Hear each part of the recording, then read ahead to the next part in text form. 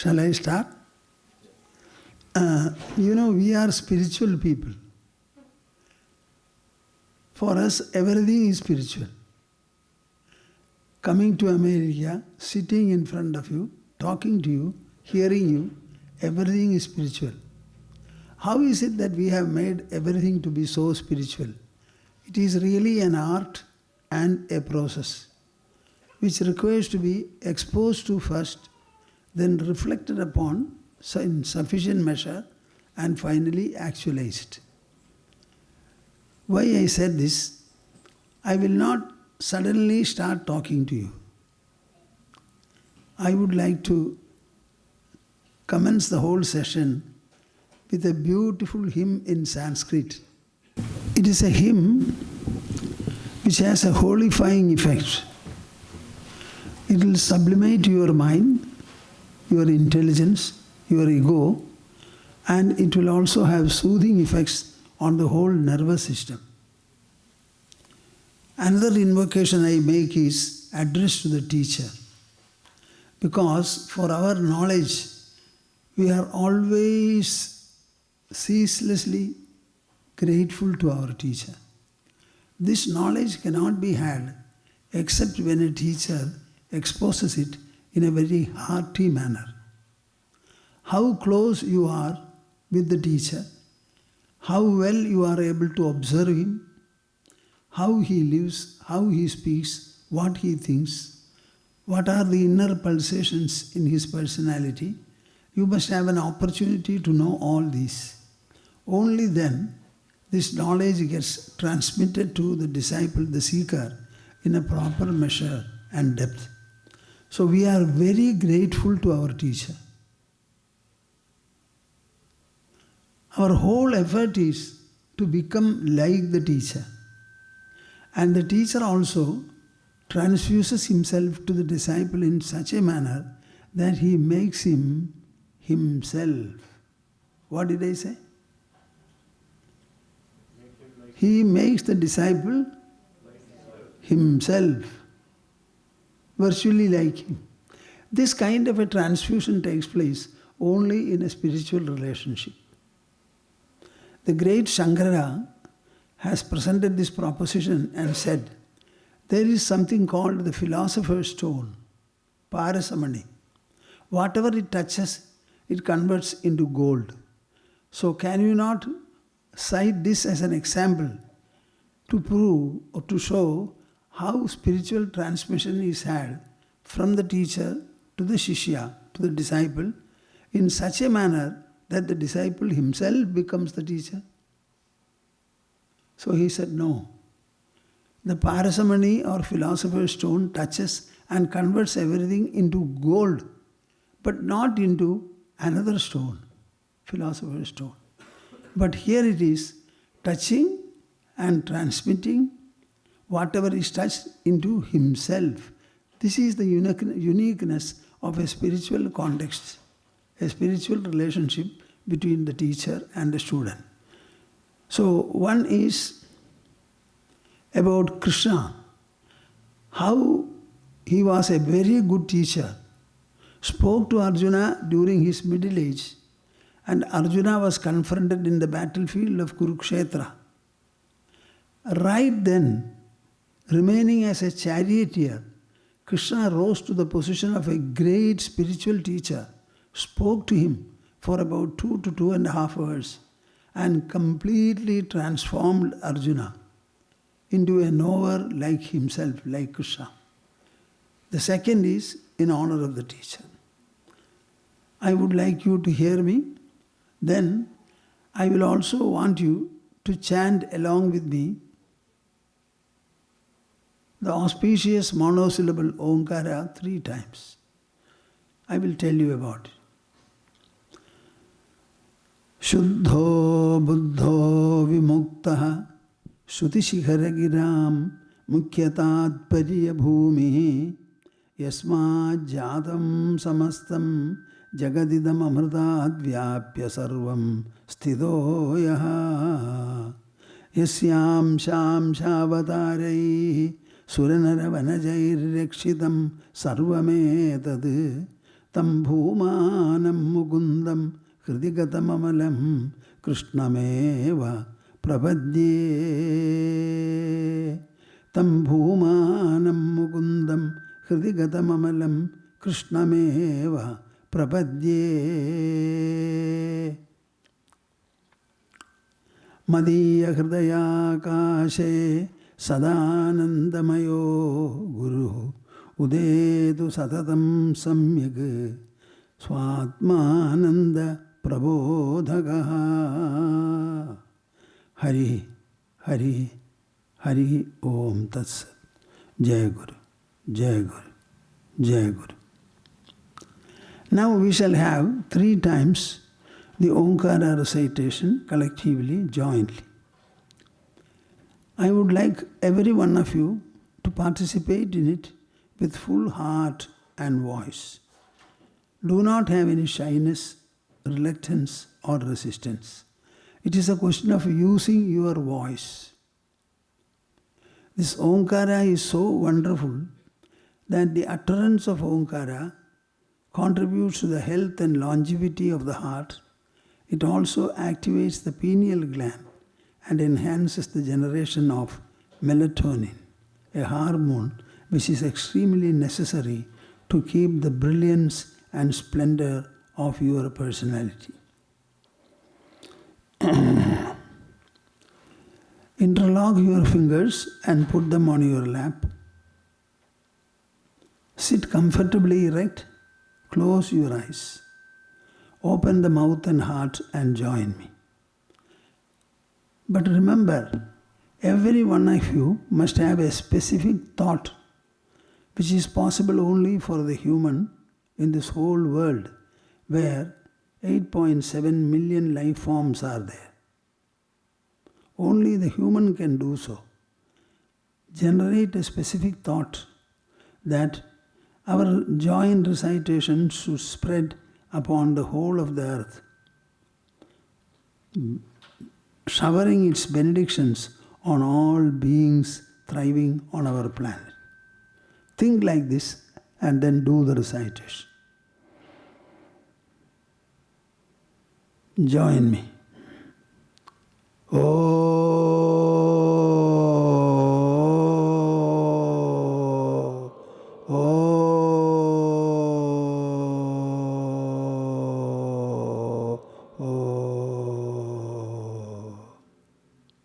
Do it better, full-heartedly.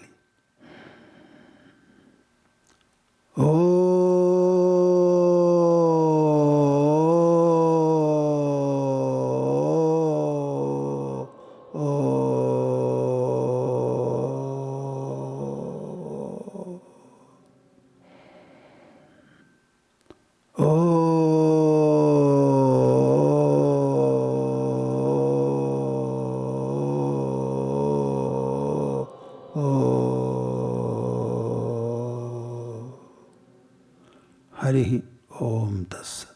Jai Guru, Jai Guru. Dear and blessed lovers and seekers of knowledge, also the glorious fulfillment that knowledge is sure to bestow on everyone. I had some interactions with the people with regard to the program that we are having now. And I am very disappointed to hear that the attention span of Americans is very less. I am very hurt. I was also a young boy. I studied in a village primary school. When I was going to the high school, I had to walk 3 miles one way. Can you imagine? Our roads were all metal. Vehicles will pass through it. A lot of dust will be created. The whole dust will be falling on the footpaths. And there may be 2 inches or 3 inches of dust. Sometimes I had to walk on the dust without any chappals we were not used to. Right by about midday, 12 o'clock or 1 o'clock. Can you imagine how pleasant it would have been to walk? I used to have an ink bottle and a pen, a blotting paper, to write the examination. This is the way we learn. In my young days, when I went to primary classes, I used a slate and a stone pencil to write on it.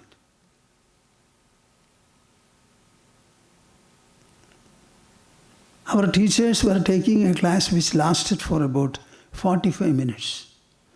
In the college, it was a full hour. This is where we all have studied. And how dare you say your attention span is only 20 minutes, 25 minutes? What can you do in 20 minutes? If you want to have a full meal, a delicious meal, doing justice to the people who have prepared the meal as well as the meal, I think you should eat at least for half an hour. Every morsel of food should be sufficiently masticated. Digestion starts from the mouth. Do you know about it? You should chew the food to such an extent that it goes down by itself without your effort to swallow. In the intestines, transforms the food into molecules before the essence is absorbed and assimilated. Are we aware of how to eat? We are always interested in eating. In a buffet system, people will fill the plate, thinking that it may not be available towards them, and struggle to swallow it. What do you mean by attention span? If we are not able to deal with our attention in a proper scientific manner, rational manner, what are we worthy? Are we worthy of the salt we consume? So I am very harsh in this matter. None of you should ever say, my attention span is very short. What are you supposed to do? After education, you are in a field of activity. Sometimes you will take up a task, and the task requires close attention, maybe for 1 hour, 2 hours, or even more. We cannot say no. If we cannot be attentive, who else in this world can be? The human alone can handle his body, his mind, his intelligence and ego in any manner he wants to. None of you should have a rigid mind. You must have a flexible mind. A mind that is capable of assimilating any kind of an input arising from your actions and interactions. Our mind has the capacity. What do you think of the mind? All of you are awake for 16 or 17 hours of the day. And all the while you are interacting. The interactions take place in the sensory level. All the interactions are through the eyes, ears, nose, tongue and skin. There is no other means of interacting with this world. We have 5 sensory openings, and the entire world consisting of infinite number of objects, infinite variety of things. They are reduced to 5 by our senses. Our senses reduce the objects into 5. And all the interactions are either sight, colors and shapes, or sounds, or smells, or taste, or touch. Use your intelligence and tell me, do you know of any other sensory object? Let the world be full of objects. When I interact with them, I reduce them through my senses into 5. And these 5, when they reach the mind, they are reduced into 2. I send them further down, they become a 0. We are all speaking about life. What is this life? Have you thought about it? We speak about knowledge. If you think knowledge is restricted by whatever we learn in our academic centers, it is a grave mistake. We have a composite personality. Our composite personality means our personality consists of parts. And this body, gross body, is only an external part. What did I say? External part. It is not a full item. It is a part. Then what is the other part? The internal counterpart. What is this internal counterpart, the inner personality? It consists of only three factors. One is the emotional mind, another is the rational intelligence, and third is an assertional ego. Is your attention gone? Huh? No. Thank God. Our inner personality consists of these three factors. What about the knowledge about this? Our body or senses cannot produce any experience or knowledge because they are an outcome of the food that you consume, the water you drink. They are a direct outcome of the food you take, nourishment you provide. All of them are matter. And the outcome of matter will be material. So our body is an inert material mass. An inert material mass. I-N-E-R-T. Because it is an inert material mass, it has no potential to generate an experience or knowledge. Naturally, your intelligence wonders, where from do we get our experiences? Not from the body, but from the mind, from the intelligence, from the ego. Body produces no experience at all. It's a material mass. All of you know well that the cornea is taken from a dead body very soon after death and grafted to a blind man. Here it cannot see, but in the blind man it sees. Tell me, what is the difference? What makes it see? Why is it that it was not able to see in the dead body? But in the living body it is able to see. So the enlivening force was responsible for its being able to see. Am I right or not? Huh? Think and answer me. Don't mortgage your mind and intelligence. Think well. Our whole life is a triangle, completely enclosed by the triangle. What are the sides of the triangle? One is our own personality. The second is the surrounding world. The third is an interaction between ourselves, we the individual, and the rest of the world. Anytime, anywhere you think, you have a personality which interacts with the surrounding world. So what is your knowledge? Your knowledge should be about what is my personality consisting of, what are the potentials and possibilities it has, how to harness them, approach them and develop them. Lack of attention is one defect. There are so many others. As a human being, we are supposed to deal with all of them to your own satisfactory levels. Don't say I have a mind which is useless. Don't say I have an intelligence which is blunt. We are supposed to sharpen our mind, sharpen our intelligence, make it more and more perceptive. And sky is the limit. Attempt as much as you can and gain. Sky is the limit. Now this knowledge, do you get from the academic centers? So how can the knowledge from academic centers be complete to handle life? If you have to handle life, you have to handle your mind. You have to handle your intelligence. You have to equally handle your ego.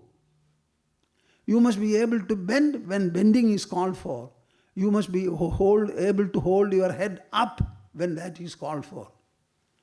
You must be able to look at everyone into his eyes and speak thunder when necessary. Are we supposed to be meek and weak, or are we supposed to be courageous, gloriously so? Nourishing the body will only preserve the body. You have to nourish the mind, nourish the intelligence, nourish the inner personality. I spoke to you about the triangle. One is the human personality, another is the world, the third is the art and process of interacting between the two. In all our interactions, the interacting individual, the subject remains the same. The interacted with objects are alone different. And what are the objects you interact with? You interact with persons, places, and events. Only these. Whether it is in the domestic front, the professional front, or the societal front, you interact with persons, places, and events, and you remain the same. Because the interactions proceed from the individual, subsist on the individual, and also terminate and conclude on the individual. Am I right? Huh? Where should be your focus? On the individual or the rest of the factors? On yourself. So you must be able to amply focus on your own mind, your own intelligence, and your own ego. Ego you can keep aside for the time being. If you focus on the mind and the intelligence, enrich, empower, elevate, expand, and enlighten them in ample measure, all your interactions will be very easy, comfortable, and glorifying. Are my words clear? Huh? Yes. What prevents you from focusing on yourself? What prevents you from focusing on yourself? Every action proceeds from you, subsists on you, terminates in you. Other than you, there is no focus at all. Are there really three, a triangle, or is it only one? This is a point I thought I will explain to you. There are three distinct factors, as I first mentioned: our own personality, the surrounding world, and the art and process of interacting with them. In the whole process, are there really three or only one? The first, I would like to present a PowerPoint. I hope it will help you. See, this is the whole of life represented here. The man stands at the center. His personality has got 5 sensory openings. And the largest possible one is the sight, eye. The smallest organ is the eye, but its magnitude and potential are the maximum. I mentioned it earlier also, and eye specialist told me that the far point of the eye is infinity. Are you hearing me? Huh? When I say the far point of your eye is infinity, what does it mean? Don't you have an infinite magnitude in you? Yes or no? Huh? Yes. Where were the eyes made? Was it made in a factory outside? Or was it made, the whole body was made in the mother's womb?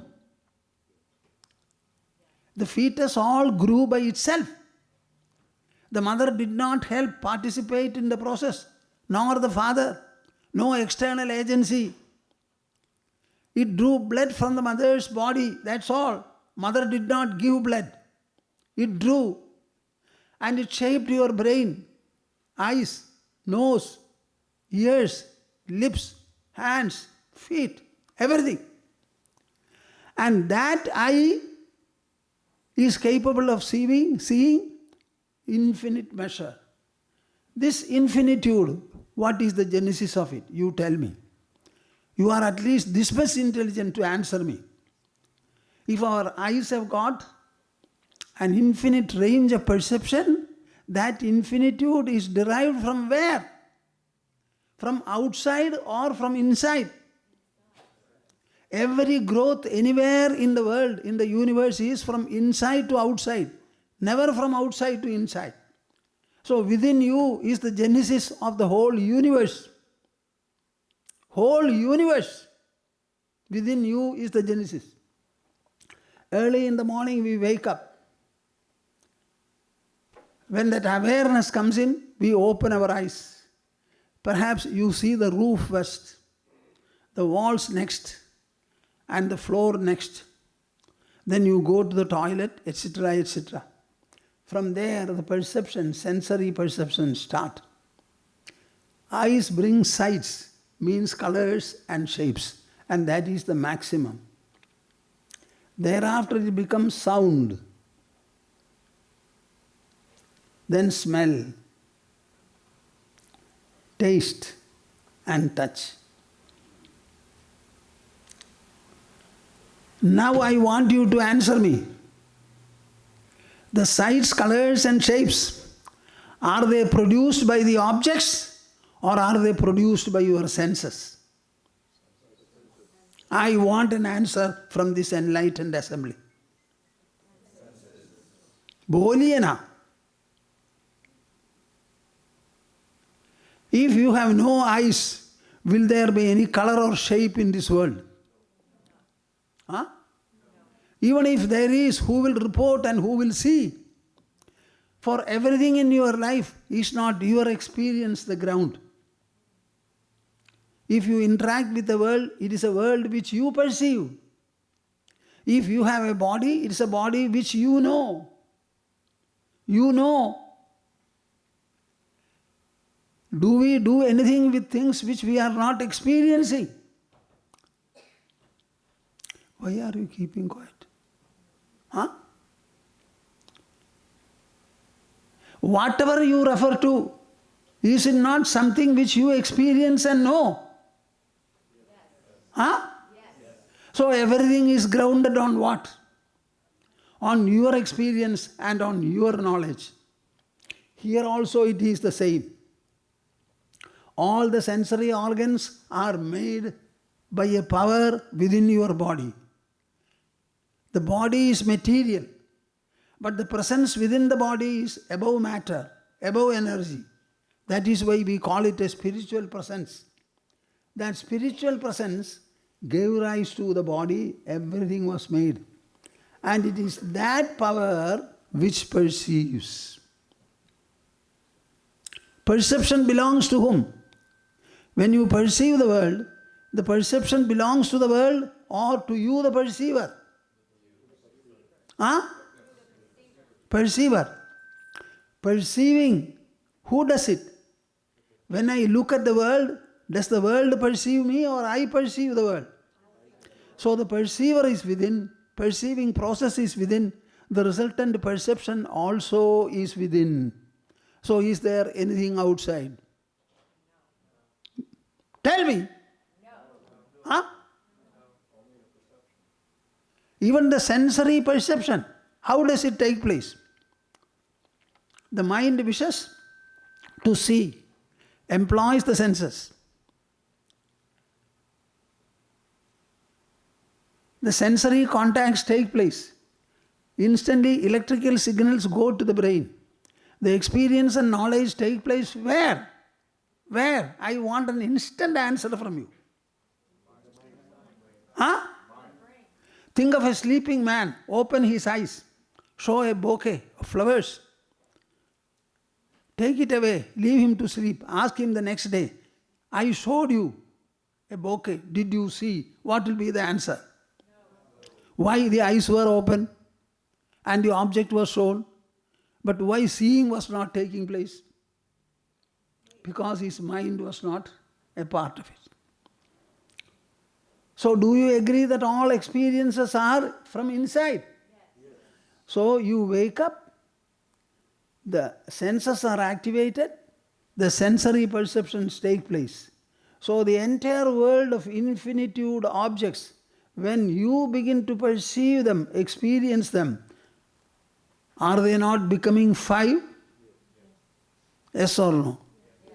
Huh? They are 5 when they touch your senses. After touching the senses, when they reach the mind level, they become 2. The perception is pleasant, happy, or unhappy, unpleasant. So the infinite number of objects become 5 in the sensory level and become 2 in the mind level. When they trickle further down and you go to sleep, what are they? You spend 8 hours in sleep, half the wakeful hours. It is from sleep that you wake up. From sleep you wake up. So what is the genesis of wakefulness? Huh? Huh?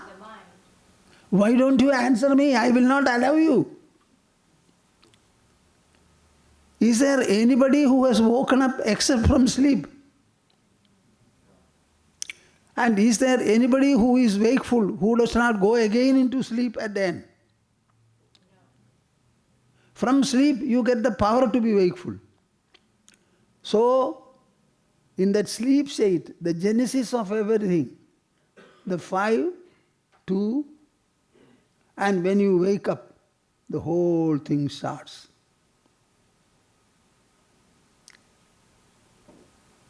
Tell me now, who sources the external magnitude and variety?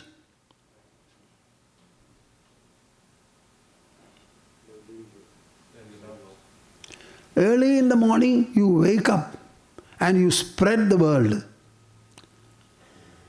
Later at the end of the day, when you go to sleep, you contract and wrap up the world. Does the world wrap you up anytime? Huh? No. Why are you all keeping quiet? Can you not give me an answer? Huh? At least let me be encouraged. I don't require encouragement.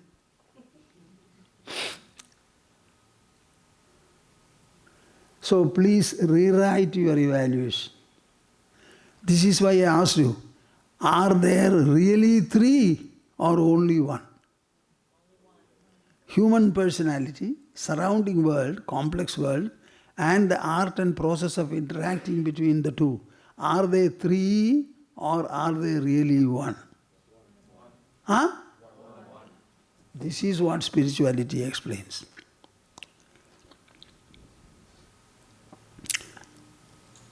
Tell the world very clearly, my dear world, I will live as a master here, not as a servant. I give you the name world. I see you. I report about you. You are inert. You can do nothing. I am sentient. I am the master. You are the servant. Not that you are the master. I am the servant. So from today onwards, will you change your evaluation both about you and about the world? Huh?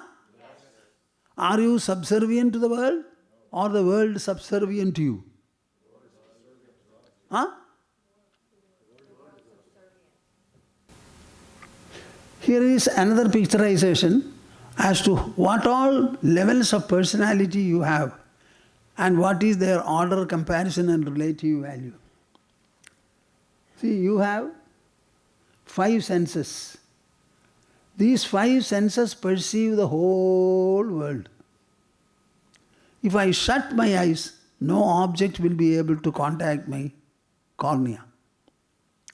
So the senses are superior to the objects.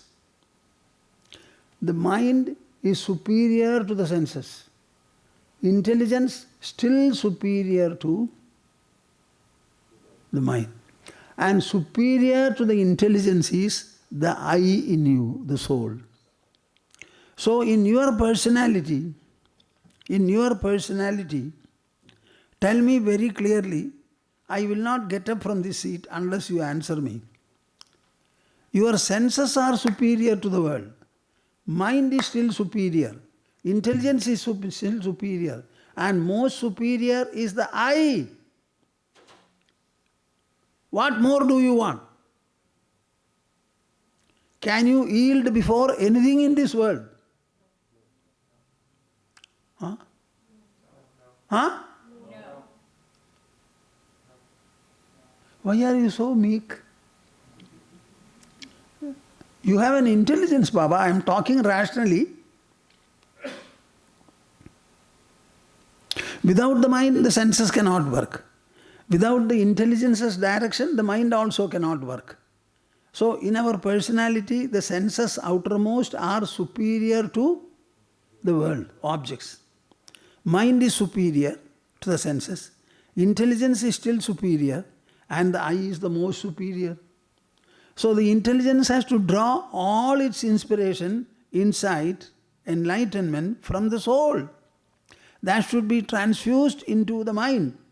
And that mind should employ the senses judiciously with restraint, regulation, moderation, harmony and integration. Then you have an integrated personality. Nothing more you want. Am I right or not? Spirituality is the art and process of accomplishing this high level of integration. And we don't require any external aid or any external help.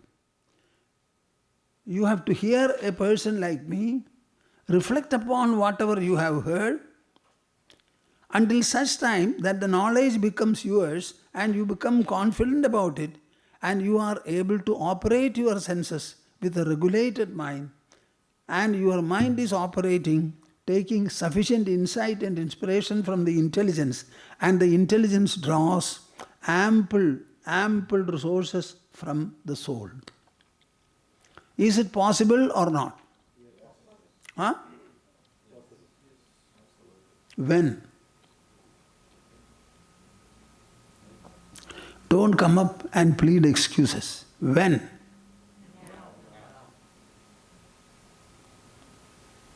I think I have completed my talk. Samvedya varjitamanuttamamekamadhyam samvidpadam vikalanam kalayan mahatman hridyeva tishtha kalanarahita kriyam tu kuruvan agartrapadamedya samodidashri kuruvan agartrapadamedya samodidashri. We shall have a conclusional Omkara recitation. I hope you will do it better, with greater confidence and relish. One time, take your pose for it, interlocking your fingers.